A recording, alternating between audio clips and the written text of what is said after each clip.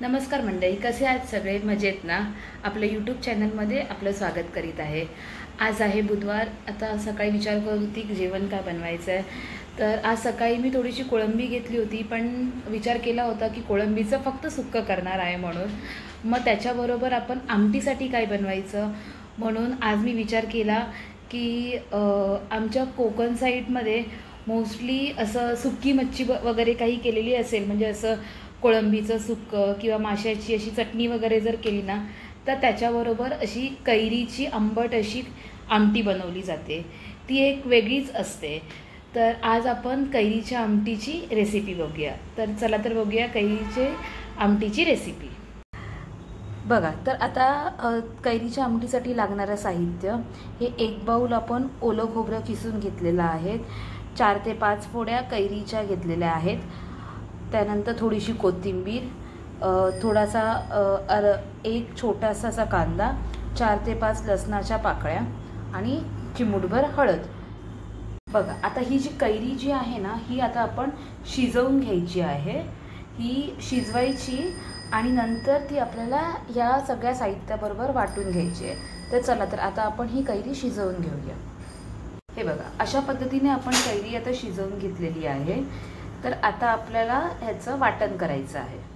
आता हे मी एक मिक्सरचं भांडं घेतलं आहे, त्याच्यामध्ये थोडेसे जिरे घातले आहेत, ही थोडीशी हळद पण त्याच्यामध्येच घालायची आहे आणि त्यानंतर हे ओलं खोबरं जे आपण घेतलं होतं ते ओलं खोबरं त्याच्यामध्ये टाकायचं आहे।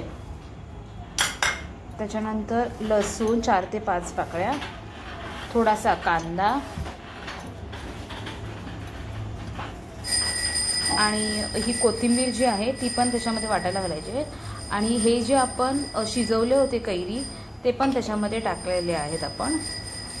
हिरवी मिरची तुम्हाला राहिली होती दाखवायची, तर हिरवी मिरची 6 ते 7 हिरव्या मिरच्या टाकायच्या आहेत आणि ह्याच्यामध्ये थोडंसं पाणी घालायचं आहे आणि हे मिश्रण वाटून घ्यायचं आहे। हे बघा, आपण आता एक गॅसवरती एक पातेलं ठेवलं आहे आणि त्याच्यामध्ये थोडंसं तेल घातलं आहे। तेल घालून ते तेल थोडंसं गरम होऊन द्यायचं आहे। तेल गरम झालं आहे, त्याच्यामध्ये थोडेसे जिरे घालायचे आहेत, त्याच्यानंतर थोडीशी मोहरी घालायची आहे, ती तडतड होऊन द्यायची आहे। त्याच्यानंतर थोडेसे हिंग घालायचं आहे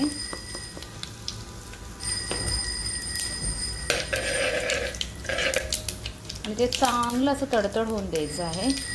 गॅस थोडासा मीडियम म्हणजे बारीकपेक्षा थोडासा जास्त ठेवायचा आहे आणि जे आता आपण वाटप जे बनवलेलं आहे, हे बघा, हे असं फाईन पेस्टसारखं वाटप झालं पाहिजे। हे जे वाटप आपण बनवलेलं आहे ते आता आपण ह्याच्यामध्ये घालणार आहोत। हे बघा, हे वाटप ह्याच्यामध्ये घातलं आहे आणि त्याला चांगलं हलवून घ्यायचं आहे आणि या कैरीच्या आमटीसाठी आपण आता याच्यामध्ये जे पाणी घालणार आहोत, तर ते पाणी आपल्याला गरम पाणीच घालायचं आहे। जर आपण गरम पाणी घातलं तर ही म्हणजे हे फुटत नाही आमटी, नाहीतर तुम्ही थंड पाणी घातलं ना तर ती आमटी जी आहे ना ती फुटते।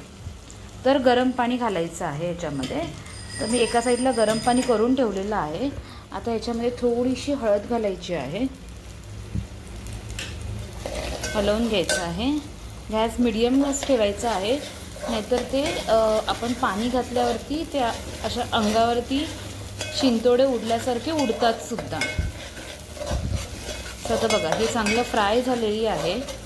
आता त्याच्यामध्ये आपण गरम पाणी घालायचं आहे।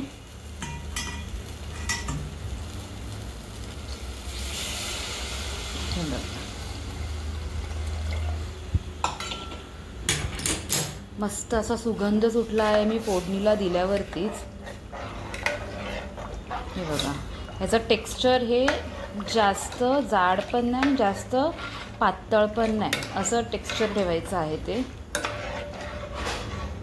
तर ह्याच्यामध्ये वरतून चवीनुसार मीठ टाकायचं आहे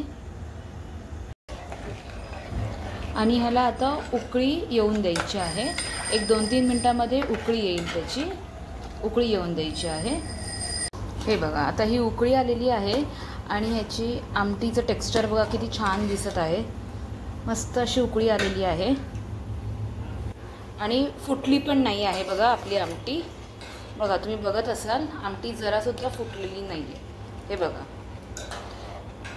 मस्त असं सुगंध सुटलेला आहे. तिखट आंबट अशी टेस्ट ह्याची लागते.